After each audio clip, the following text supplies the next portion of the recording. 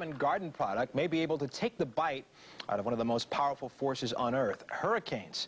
And some scientists think the odd-sounding idea may just have some merit. Peter Cordani is the man with the plan. Mr. Cordani, thanks for coming in. We appreciate it. Thank you for having me. So very briefly, what do you have here? What I have here, I'm going to simulate today. Is actually a hurricane. What we're going to try to do is absorb the moisture out of the hurricane, and it'll weaken it.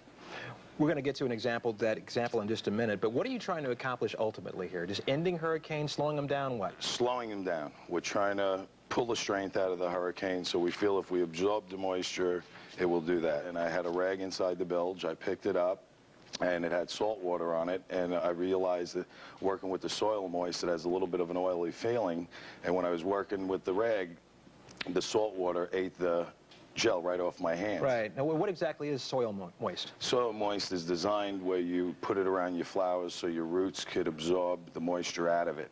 You soak this stuff, you put a couple of tablespoons in water, you stir it up. I see. And it swells up. It has an absorption capability that is incredible. And then you pack it around the roots of your plant if it's in a dry area. And then it will absorb all the moisture into the roots on the following day. So you kind of stumbled upon all this. How long have you been working on it? Approximately 2 years. 2 years. You are very quick to point out that you are not a scientist. Yes. Right.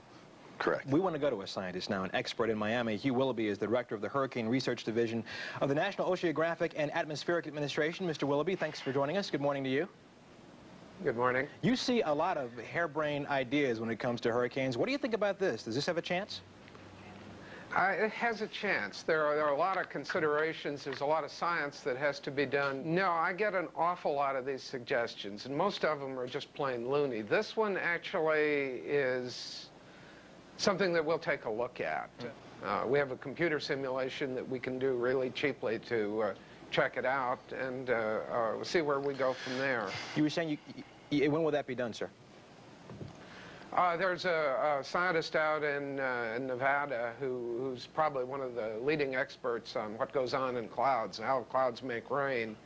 And Peter's going to send him a sample, and he'll mess around with it and see what happens. At some point, somebody will probably drop a little bit of it into a fair weather cloud to see what will happen.